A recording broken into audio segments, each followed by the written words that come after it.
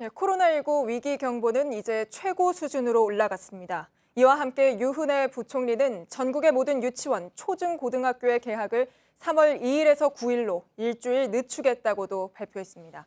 위기 단계 격상으로 구체적으로 어떤 변화가 생기는 건지 중앙사고수습본부에 나가 있는 저희 취재기자 연결해 보겠습니다. 자, 이자연 기자, 정부가 위기 단계를 올리면서 당장 전국 학교의 개학을 연기하기로 했죠. 네, 심각 단계가 발동되면 정부 차원에서 휴교령이나 직장 폐쇄령을 내릴 수 있습니다. 지금까지는 일부 지역에 한해서 휴교 권고가 내려진 상태였는데요. 그런데 이번 범정부 대책회의 직후에 교육부는 전국 모든 학교의 개학일을 일주일 연기하겠다고 했습니다. 이에 따라서 개학 날짜는 3월 2일에서 3월 9일로 연기됐습니다. 유치원과 초중등 고등학교, 특수학교가 모두 포함됩니다. 이에 따라서 서울 같은 각 지역 교육청들도요, 다음 주 초까지는 구체적인 계획을 내놓을 것으로 보입니다. 네, 그런데 사실 어제만 해도 정부가 위기 경보를 경계 수준으로 유지를 했는데 이렇게 바꾼 이유가 있습니까? 네, 코로나19를 보는 정부의 시각이 공식적으로 바뀌었다, 이렇게 볼 수 있습니다. 이제까지는 확진자가 늘어나긴 했지만 제한적 전파, 그러니까 특정 지역이나 집단을 중심으로 확진자가 나왔었는데요. 이에 따라서 어느 정도 통제가 가능하다는 입장이었습니다.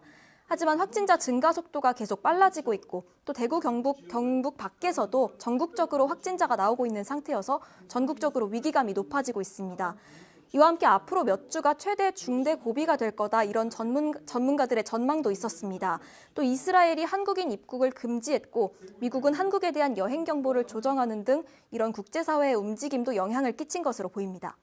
예, 이렇게 위기 경보 단계가 바뀌면 구체적으로 어떤 게 좀 달라지는 겁니까? 정부 대응의 무게중심이 바뀌는 거라고 볼 수 있습니다.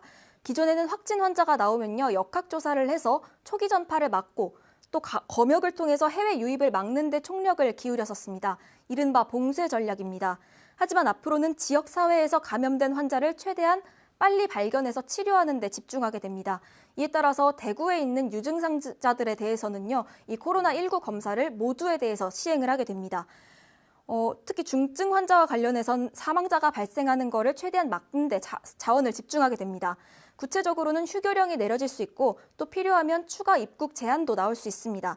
특정 지역에 대해서 종교 행사를 아예 금지하거나 대중교통에서 승객들을 대상으로 발열 검사가 이루어질 수도 있습니다.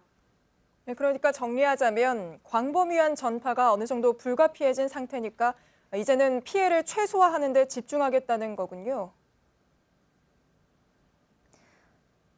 네, 그렇습니다. 또 지난 2009년 당시에는 신종플루가 유행했을 때 70만 명이 감염되고 또 사망자는 263명이 나왔습니다.